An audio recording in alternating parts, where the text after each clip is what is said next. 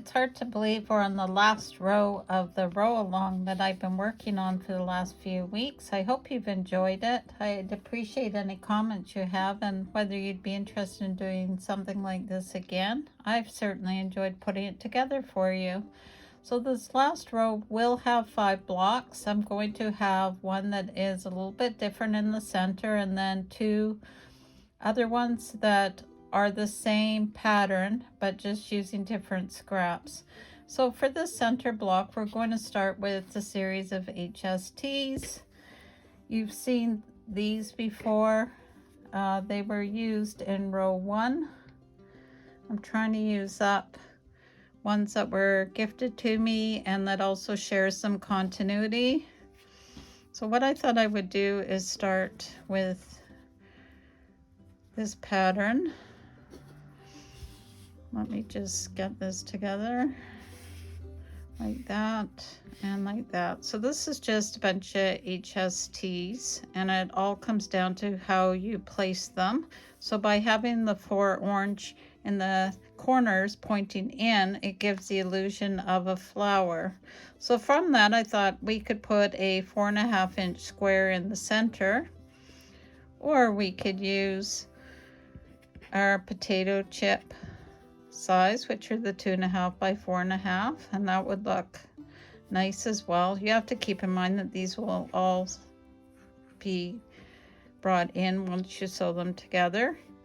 And then I thought, okay, that would be nice.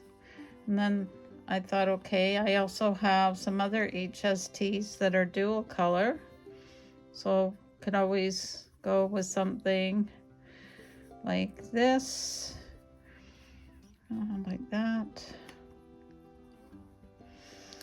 or like this, and that would give the illusion of a butterfly in the center. Then I thought, okay, that's starting to look a little bit too busy for me. Again, I'm just giving you options here. And then I thought, well, why not sew together some strips that are 2.5 inches wide? So I started with 2 strips, 2.5 by 6, just to give myself some extra room. I pressed to one side, and then I thought, why not just do a checkerboard or a 4 patch in the center? So I think that's what I'm going to go with. So as normal, I'm going to start in the center by sewing this together, and then I'll add these like this, and then I will probably add these and this and that. So I'll take pictures as I progress, and then I'll show you what the next block looks like.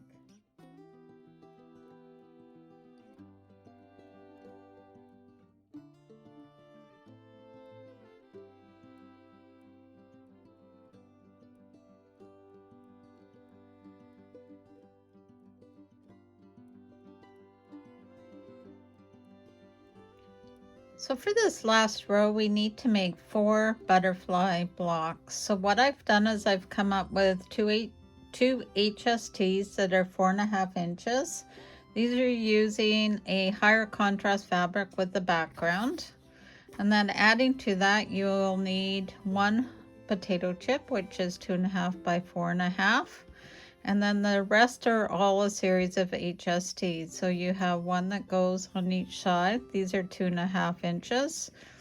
Then you have another that goes here, and another that goes here. And then these I've already sewn together and they go here, and that makes up our butterfly. You can do these as flying geese if you want. So you'd have one that's 2.5 by 4.5 here, here, and there. So I'm going to sew these together. I'll take pictures as I travel along, and then you can see what it looks like.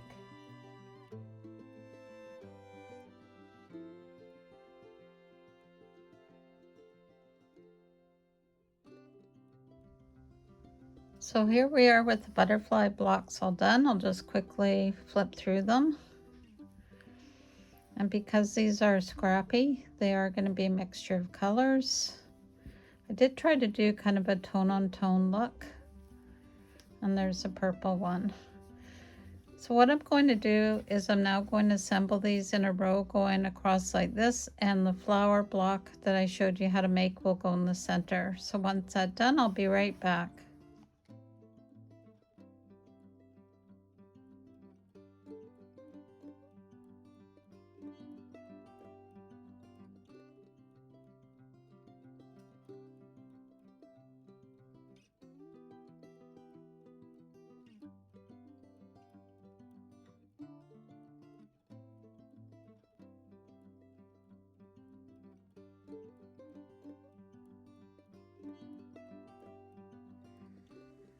Okay, so the top row is now done. This is measuring approximately 40 by 58. I do need to still add the borders or the sashing on the bottom and the top.